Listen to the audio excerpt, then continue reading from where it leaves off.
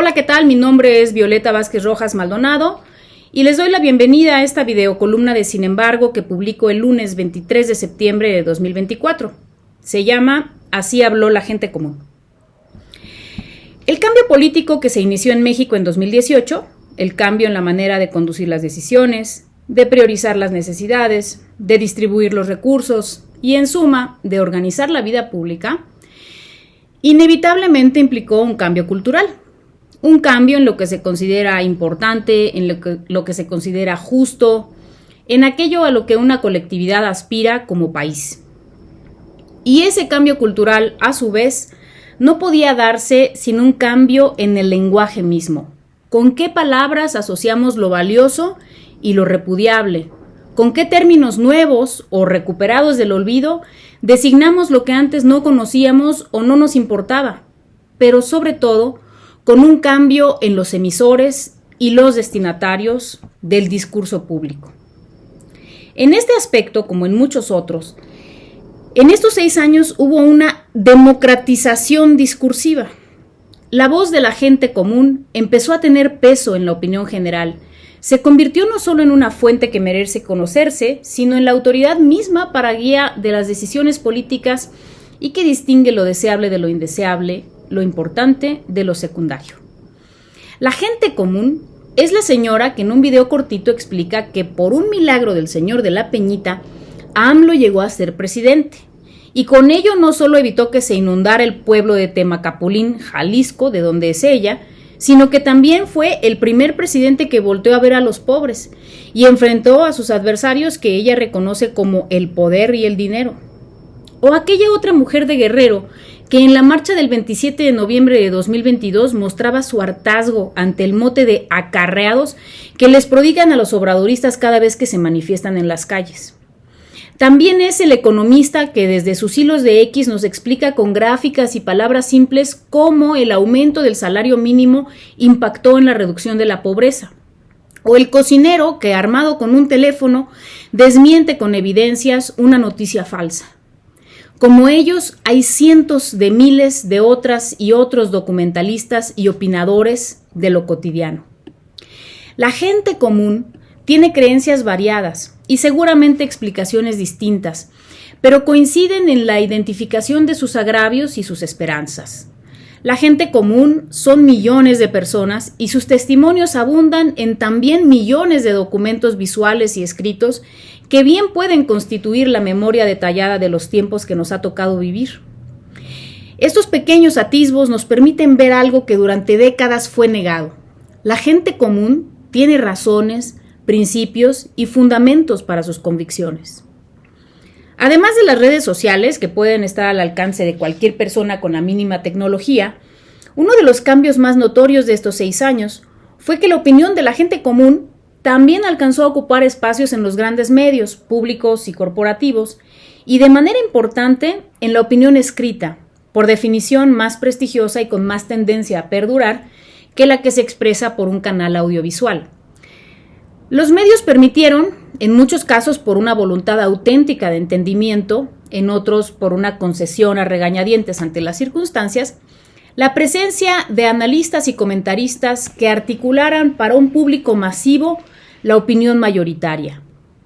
Nunca dejaron sus espacios, eso sí, los voceros de la opinión contraria, la prevalente durante el régimen previo y que se caracteriza más que por un contenido, por un estilo. Los comentaristas del viejo régimen durante 6 años de azoro fueron incapaces de articular para sus audiencias una explicación medianamente racional de los tiempos que corren. Por el contrario, sus análisis se basaron, cuando no en auténticas mentiras, en vocalizar el desprecio hacia la voz de las mayorías, a quienes consideran pedestres, impreparadas, acríticas e incapaces de conducir su propio destino colectivo.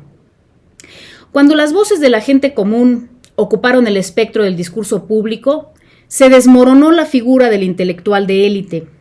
El prototipo del hombre, porque casi siempre eran hombres, hiperculto, especialista en política, como si la política no fuera el oficio cotidiano de cualquiera que vive en sociedad, y que se respaldaba en la autoridad que le confería alguna profesión aprobada, generalmente la de abogado, economista o politólogo, poco a poco fue perdiendo su papel de salvaguarda de la opinión sensata e ilustrada.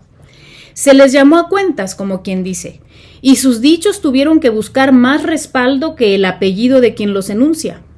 Se les exigió lógica y, sobre todo, apego a los hechos. Algunos lograron adaptarse a las nuevas demandas y otros, poco a poco, han ido haciendo mutis de los medios. En esa revolución de las conciencias, que es también la revolución de las palabras y quien las dice, muchos de nosotros, que jamás habíamos soñado con hablarles a audiencias masivas, fuimos invitados a hacerlo.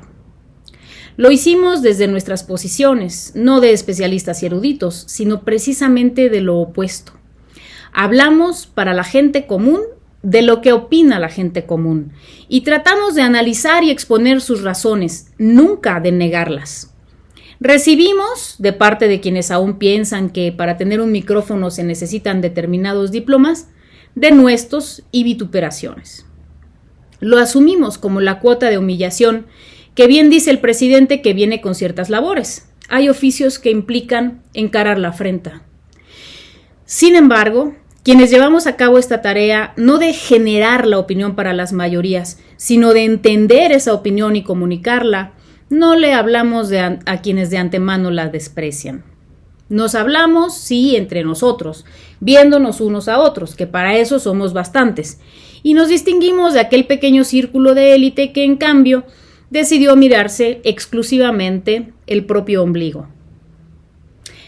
Una cosa fue llevando a la otra. Analizar, entender y articular la opinión política en algún momento implica involucrarse en otras labores, también políticas, pero que nos alejan de los espacios públicos, como donde durante casi 3 años tuve el gusto de encontrarme quincenalmente con una audiencia receptiva, inteligente y entusiasta. Es por eso que hoy, 23 de septiembre de 2024, me despido, al menos temporalmente, de esta generosa audiencia con esta columna. Tengo 3 agradecimientos que expresar.